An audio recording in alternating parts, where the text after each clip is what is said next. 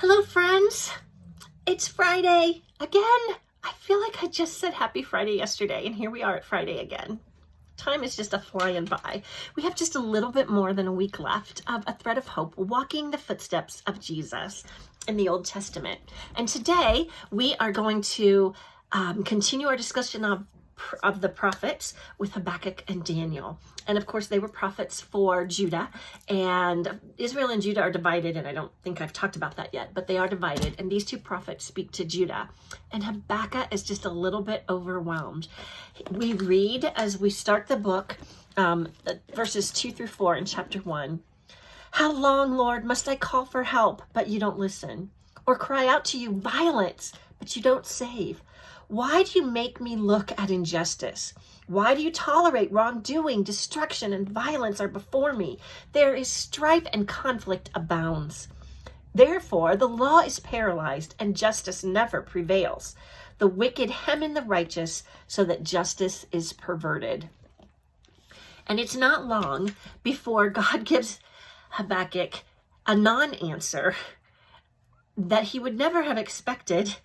And it's a little bit terrifying because God goes on to say in verse 5, I'm going to do something in your days that you would not believe, even if I told you. I am rising up the Babylonians, that ruthless and impetuous people who sweep across the whole earth to seize dwellings not their own. The feared and dreaded Babylonians are going to sweep across Israel. This was not the answer that Habakkuk was looking for at all. And he lets God know that. Have you been there waiting on God, asking God, not feeling his presence, and either feeling like you're not getting an answer or you don't like the answer he's given to you? I have been there, I will tell you. But God is telling Habakkuk, and this whole book is about faith. We have talked about that since the Israelites as a whole were in Egypt, and God called them out. All along, he was talking about faith and trust in him, faith in God, trust in God. It's all along what he's told Israel, and now Israel and Judah, that they need to have a relationship with him. And this is what this is all about. God is letting Habakkuk know that his people have to trust him for him to administer judgment and justice. Judah and you and I don't see the whole picture. God has a redemption plan, and he sees the full picture. We only see the moments that we're in and maybe a little bit around us, but God sees it all, and he knows what's best. He is a holy God, and his justice is always perfect. So we move on to chapter 2, where God is telling him what's going to happen with the Babylonians.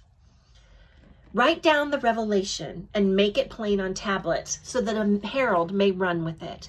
For the revelation awaits an appointed time. It speaks at the end and will not prove false. Though it linger, wait for it.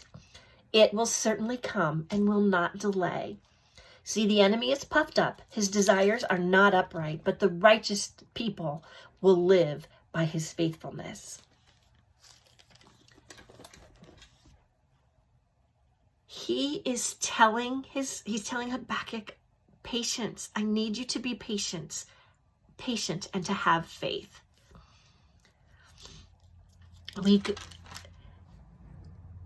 He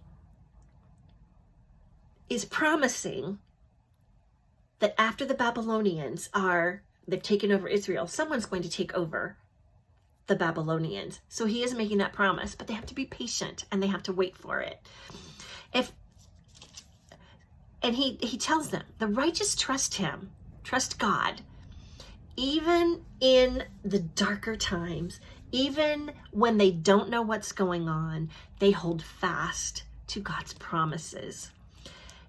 Finally, Habakkuk gets it. He understands what God is saying. And when we go to chapter 3, verses 16 through 18, I heard and my heart pounded. My lips quivered at the sound. Decay crept into my bones, and my legs trembled. Yet I will wait patiently for the day of calamity to come on the nation invading us. Though the fig tree does not budge and there are no grapes on the vines, though the olive crop fails and the fields produce no food, though there are no sheep in the pen and no cattle in the stalls, I will rejoice in the Lord. I will be joyful in God, my Savior. The sovereign Lord is my strength. He makes my feet like the feet of a deer, and he enables me to tread on the heights. He's learned he has to be patient, but he knows God's going to come through. And sometimes it's God's not answering or giving us an answer we don't want, like the Babylonians are coming. And we don't like it. We're not expecting it, and we don't see it as an answer, or we don't accept it as an answer. We don't need to understand God's ways. We just need to have faith, which he told us over and over. God is all powerful. He is all knowing, and he is perfectly just. He will make all things beautiful in his time. In Habakkuk 2:4, which we heard earlier, the righteous shall live by faith. And in 2:14, for the earth will be filled with the knowledge of the glory of the Lord as the waters over the sea.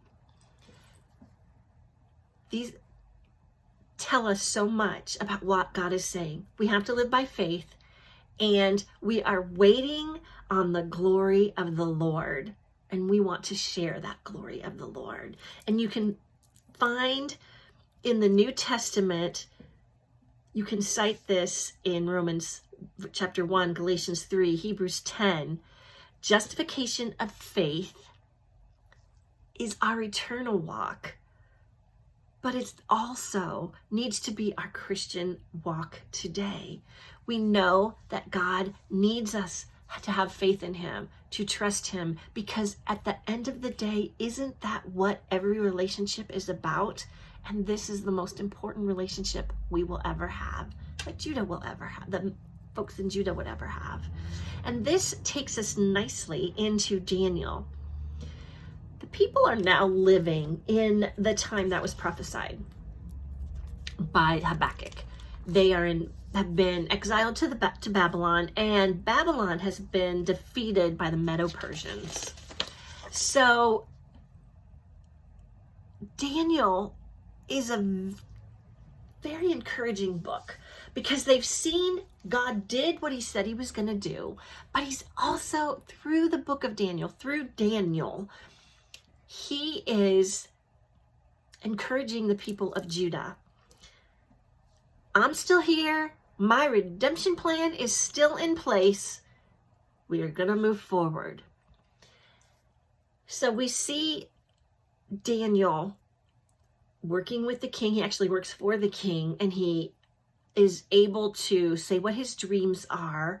And Daniel has some dreams himself, and there's a whole lot in Daniel about the New Testament, or pointing towards the New Testament, or prefiguring Jesus.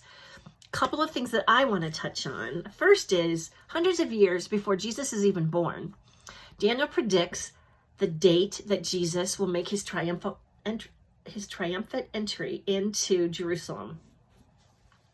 In chapter 9, verses 20 through 27, we find him in this, that portion is called the 77s, and he lays it out what is going to happen. And we'll talk a little bit more about that in our meditation on Sunday for Palm Sunday. But it's amazing that he is predicting when that will happen. Christ is also the stone cut not by human hands, chapter 2, verse 34, which is fulfilled in Luke 1, 1 Corinthians 15, and 2 Peter 1, and also Revelations 11. And we read ahead to 7, and 7 verses 13 and 14. In my vision at night, I looked, and there before me was one like a son of man, coming with the clouds of heaven. He approached the Ancient of Days and was led into his presence. He was given authority, glory, and sovereign power. All nations and all peoples of every language worshiped him. I just think that's what heaven's going to be like. His dominion is an everlasting dominion that will not pass away, and his kingdom is one that will never be destroyed.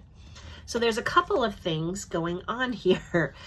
It is talking about Jesus coming, and this is fulfilled in Matthew 26, Mark 14, Luke 22, 1 Corinthians 11, Hebrews 8, 10, 12, and 13. But it's also talking about later and the second coming of Jesus. The book of Daniel anticipates the coming of the Messiah as a warrior. I can see where people expected a warrior from this book who will defeat evil and establish his kingdom. It's a different evil than I think the people of Judah and the people of Israel were waiting on. In the New Testament, Jesus begins his victory over Satan on the cross, and he will complete it when he comes again. And Daniel talks about all of those things. Until we meet again, have a wonderful weekend and 1 week left to dig in and learn a little bit about how Jesus is a thread of hope through the whole book of the Bible.